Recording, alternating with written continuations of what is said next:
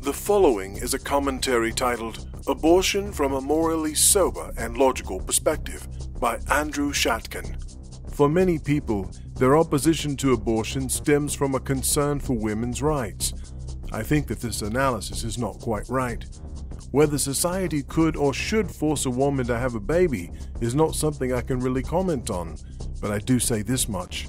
As a Christian, my opposition to abortion on demand stems from the commandment not to kill. Since we as Christians believe that every person is created, has eternal life, and has an eternal soul, and thus has an ultimate relationship with God, who not only created him or her, but died for each person, my opposition to abortion is grounded in the belief that to kill any human being, particularly an innocent, is prohibited. In the account of Abel, when he is killed by his brother Cain, God declared the wickedness of murder and thus laid a curse upon the murderer. More specifically, in Genesis chapter 9, verses 5 and 6, there is the statement that whoever sheds the blood of a man by man shall his blood be shed, for God made man in his own image. In Exodus chapter 23, verse 7, there is the statement, "Do not slay the innocent and the righteous." In Matthew chapter 5, verse 21, there is the statement, "You shall not kill." The fifth commandment forbids intentional killing as gravely sinful. I have no doubt that human life must be respected in all stages and in every moment. Whether a person is dying, sick, elderly, and beginning life, that life has value. For example, in Jeremiah chapter 1, verse 5, there is the statement, "Before I formed you in the womb, I knew you, and before you were born, I consecrated you." In Psalm 139, verse 15, there is the statement, "My frame was not hidden from you when I was being made in secret, intricately wrought in the depths of the earth."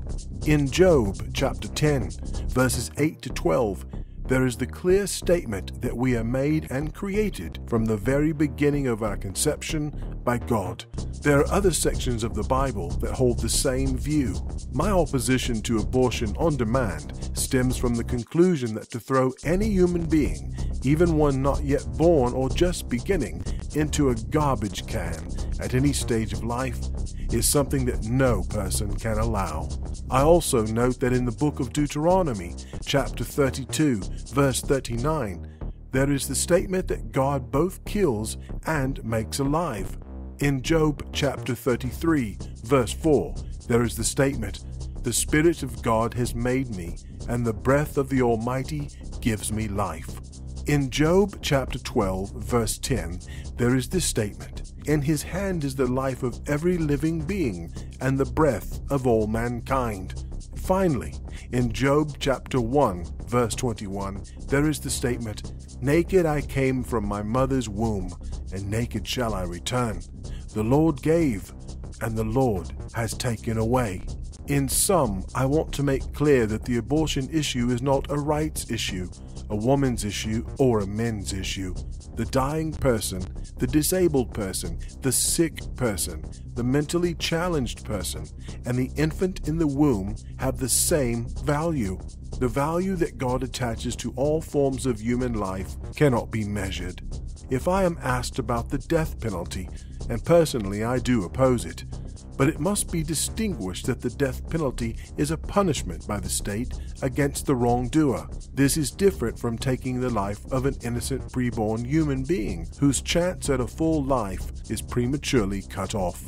I offer no solution to whether abortions can be outlawed. I only say that for me, the moral issue is as I presented it here.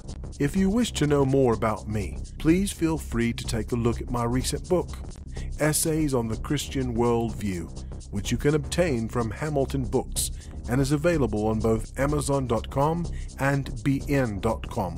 I have also published a legal treatise entitled Select Legal Topics, available from Amazon.com and BN.com. A second volume of this legal treatise will be published in the next 6 months, and another book of philosophical essays will be published in the next 6 months. I'm also publishing in the next year a book on the parables, and I'm also working on a book on the Psalms and another book on miracles in the Bible. If you wish to reach me, please email me at a.shatkin48@gmail, or you can call me at 516-932-8120. Thank you. Signed, Andrew Schatkin. A biography of Andrew Schatkin is in the description area of this video.